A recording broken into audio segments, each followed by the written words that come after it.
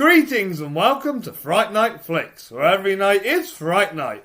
One of my friends, Josh Hickey, inspired me to start a new video series where I talk about the 2 best horror films from each year of the 2020s so far. So a big thanks to Josh for planting this idea into my mind. Without further ado, here are my favourite horror films of the 2020s so far. Right, off we go then. My first pick for 2020 is the British horror drama His House, and I wanted to kick this list off with something close to my roots. Directed by Remy Weeks, His House is a powerful and deeply unsettling film that places you directly into the refugee experience through its 2 central characters, played brilliantly by Sof Driscoll and Wumi Misaku.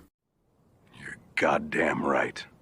The film uses horror not just for scares, but to explore trauma, guilt and displacement in a way that feels genuinely haunting. With a supporting turn from Matt Smith and confident atmospheric direction, His House stands as one of the most important pieces of British horror cinema in recent years, and one I highly recommend. My second choice for 2020 is A Quiet Place Part 2, the direct sequel to A Quiet Place and one of the best horror sequels, period. The film expands its world and story in all the right ways, introducing a fantastic new character played perfectly by Cillian Murphy, while also deepening the arcs of the returning characters. John Krasinski once again directs the hell out of this thing, delivering tense sex pieces and emotional weight without losing what made the original so effective. Nice. I've only seen it once so far, but I'm really looking forward to revisiting it and seeing if it still holds up just as well on a second watch. And yes, due to COVID, the film had a limited theatrical run in 2020 before receiving a wide release in 2021. So if you'd rather place it in the 2021 category, that's totally fair. My first choice for 2021 is Edgar Wright's Last Night in Soho, a film I enjoyed far more than most people seemed to at the time. What I love about Last Night in Soho is its immersive storytelling. It throws you headfirst into the experience through the eyes of its protagonist, and Tamsinda Mackenzie delivers her best performance to date. You coconut. Anya Taylor-Joy, Matt Smith, Terence Stamp and Diane Rigg all give strong supporting performances, helping to build a world that feels seductive, dangerous and increasingly nightmarish. With this film, Wright proves that he's a horror filmmaker at heart, and Chung Chung-hoo's cinematography is absolutely stunning, featuring some of the most striking imagery in Edgar Wright's entire filmography. The 60s soundtrack adds another vital layer, giving the film a hypnotic, dreamlike quality that makes it feel completely one of a kind. I honestly think Last Night in Soho was misjudged on release, and in time, I believe it will be recognised as one of Edgar Wright's most strongest work. My second choice for 2021 is Julia Ducournau's Titane, a film that won the Palme d'Or that year, yet failed to receive an Oscar nomination for Best Picture. Something we've seen happen recently with It Was Just an Accident. Maybe the Academy just doesn't like French cinema. I missed the part where that's my problem. Titane definitely isn't for everyone, but that's exactly why I love it. The film is deeply surreal, constantly shifting, and unafraid to explore challenging themes in a way that feels both confrontational and strangely tender. Ducournau's direction is at absolute peak here, supported by striking cinematography, a chilling score and outstanding production design. At the centre of the film are 2 incredible performances by Vincent Lindon and Agave Rizal, both of whom ground the film's madness with raw, emotional intensity. So far, Titane stands as the best international horror film of the 2020s for me. A fearless, unforgettable piece of cinema. My first choice for 2022 is Barbarian, a film that completely blew my mind on first watch and has already cemented itself as a modern horror classic. Its structure is one of the film's greatest strengths. The story unfolds in a uniquely unpredictable way, constantly shifting perspective and somehow getting better the deeper it goes. Zach Krieger's direction really shines, particularly through the film's confident cinematography, sharp editing and strong performances across the board. Georgina Campbell, Bill Skarsgård and Justin Long all deliver memorable performances, bringing to life characters that feel distinctive, flawed and unsettlingly real. What makes Barbarian especially terrifying is how plausible the situation feels. This is the kind of horror that works because you can generally imagine it happening. It's a film we love talking about on the channel, and honestly, it's almost interchangeable with the other 2022 pick I'm about to discuss. Well, we'll just see about that. My second choice for 2022 is The Menu, a film I honestly think is almost perfect. While it isn't necessarily driven by deep character work, the film's razor-sharp screenplay more than makes up for it, brilliantly satirising both the ultra-wealthy and the way we consume art, including film itself. It's a bold strategy, Cotton. Let's see if it pays off for him. Mark Marlowe directs the film like it's a prestigious awards contender, with immaculate cinematography, precise editing, and outstanding production design that turns every frame into a part of the film's commentary. Everything feels controlled, intentional, and quietly menacing. Where The Menu really stands out for me, though, is in the performances. Ralph Fiennes is completely magnetic as the film's antagonist, delivering one of his most memorable roles in years. Anya Taylor-Joy, Nicholas Hoult, and Hong Chow all shine in supporting roles. The only weak link for me is John Leguizamo, who feels like he's hamming it up slightly. But even that doesn't distract much from the film's overall experience. Taken as a whole, The Menu stands as one of the strongest horror films of recent years, and an excellent example of how smart satirical horror can still be deeply unsettling. My first choice for 2023 is Pearl, which stands as my favourite film in T. West's X trilogy. I'm placing it in the 2023 slot due to its UK release date, but if you rather include it in 2022 instead, I wouldn't be offended. This whole thing is silly. What makes Pearl so compelling is how it reframes the villain from X, allowing us to explore her backstory in a way that feels both tragic and deeply unsettling. Mia Goth delivers a truly career-defining performance here, cementing her status as our modern screen queen. The film also works beautifully as a homage to classic cinema, most notably The Wizard of Oz, and shines through its vibrant visuals, confident storytelling, and an incredible score by Tyler Bates and Tim Williams. Everything about Pearl feels bold, heightened, and deliberately stylized. Pearl is a standout horror film of the decade so far, and plays a huge role in making the X trilogy such a thrilling and rewarding experience. My second choice for 2023 is Al Conde, the Chilean vampire satire from Pablo Larraín, the director of Jackie and Spencer. The film reimagines Chilean dictator Augusto Pinochet as a 250-year-old vampire who's grown tired of immortality and wants to die. It's a deeply underrated gem and one I'm always trying to get people to watch. Well, give it a try. Al Conde really shines throughout its surreal approach to history, blending real-world politics with vampire mythology to create something darkly funny, unsettling and completely unique. The black and white cinematography is gorgeous, the visual effects feel tactile and grounded, and Jaime Vidal gives a fantastic central performance. I completely understand why this film won't be for everyone, but that's part of why I admire it.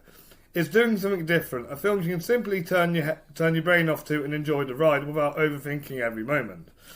Al Conde stands out as a hidden gem in international horror cinema, and I genuinely love to see Larraín tackle another horror film centred around a historical figure. My first choice for 2024 is Robert Eggers' remake of Nosferatu. While it didn't land in my top 3 of 2024 on first viewing, I found myself returning to it, and it's a film I've appreciated more and more with each rewatch. Eggers' retelling of the 1927 classic feels like a genuine evolution, transforming the silent era story into a richly realised spoken film in colour. The world building is immaculate thanks to stunning production design, period-accurate costumes and breathtaking cinematography that fully immerses you into its bleak gothic atmosphere. The performances are another major highlight. Bill Skarsgård is completely unrecognisable as Count Orlok, delivering a deeply unsettling physical performance, while Willem Dafoe steals the show in a memorable supporting role. On first watch, I wasn't entirely sold on Lily Rose Depp's performance. Her restrained expressions initially felt distracting, but on rewatch, I found far more nuance and emotional depth, and now I think her performance is the key to understanding the psychological toll her character endures. Magnificent! Magnificent! Magnificent! Overall, Nosferatu delivers an excellent gothic horror experience, and it's one I highly recommend to fans of vampire cinema. My second choice for 2024 is The Substance, and honestly, if this was a ranked list, it would probably take the top spot. No other horror film this year landed quite like it. Yeah, well, that's just like your opinion, man. Body horror is my favourite subgenre because of how layered and thematically rich it can be, and The Substance stands above the rest thanks to its razor-sharp screenplay. Carly Fudge's direction is phenomenal, making the film feel like her own warped take on a Stanley Kubrick film. The production design and cinematography work together to create a visually mesmerising experience that's as hypnotic as it is deeply disturbing.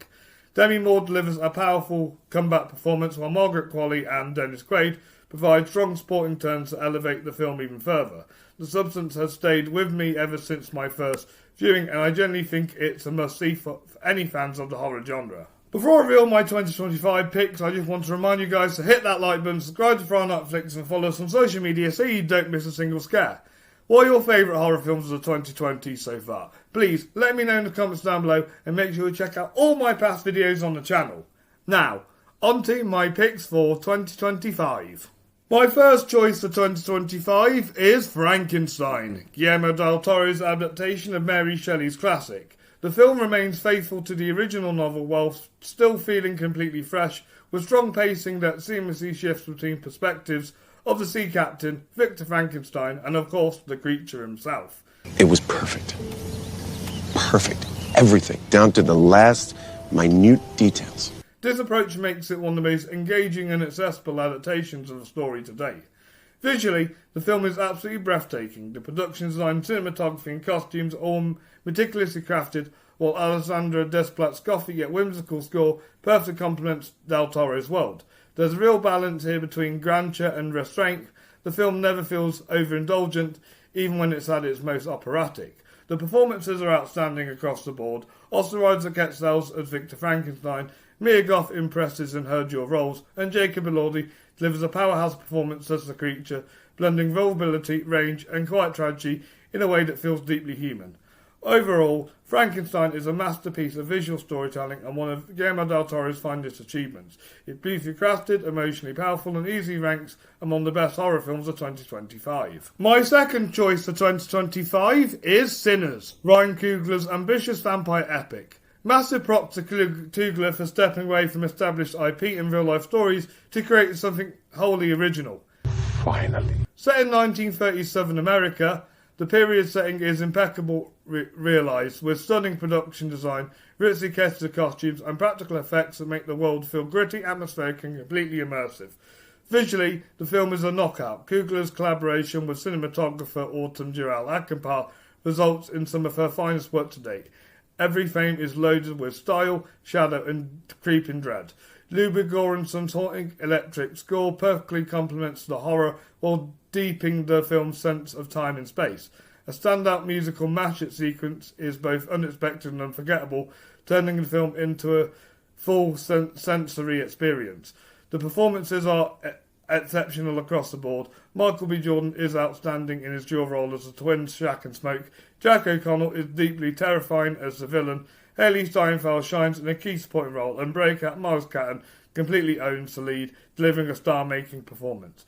By blending vampire mythology with African-American history and culture, Sinners balances genre, tone and emotional stakes in a way that feels both epic and deeply personal. More than anything, the film proves that Ryan Coogler isn't just a blockbuster filmmaker, he's a visionary storyteller, and Sinners stands as one of the most defining horror films of the decade so far. And so far, my only choice for 2026 is 28 Years Later, The Bone Temple, a film I found to be a significant improvement over last year's entry. That was impressively cunty. The story continues seamlessly, building on the foundations laid in 28 Years Later, while shifting focus towards Dr. Ian Coulson and Sir Jimmy Crystal. This shift allows the sequel to dig deeper into how the apocalypse has shaped its characters and the moral choices they are forced to make. I wasn't a fan of the previous film's ending, particularly because of its references to Jimmy Savile, but The Bone Temple handles this element far more effectively. Here, it recontextualizes into a broader symbol of evil itself, fitting naturally with Jimmy Crystal's character and elevating him into a genuine compelling antagonist.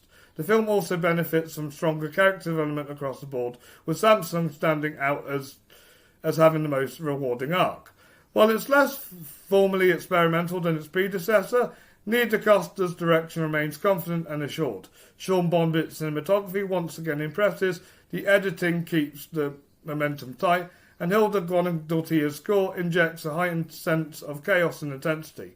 The use of needle drops, particularly in relation to Dr. Coulson, adds extra texture and pays off beautifully in the third act.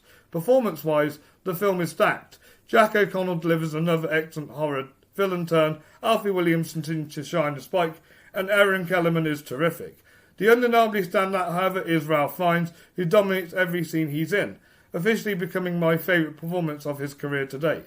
Overall, The Bone Temple confirms that Nia DaCosta is her absolute strongest when working in horror, and it stands as a powerful, confident continuation of the franchise. Thank you all for watching today's video. Join me next time when I review the movie A Cure for Wellness. But until then, keep the chills alive, and as always, stay spooky. But remember, every night is Fright Night.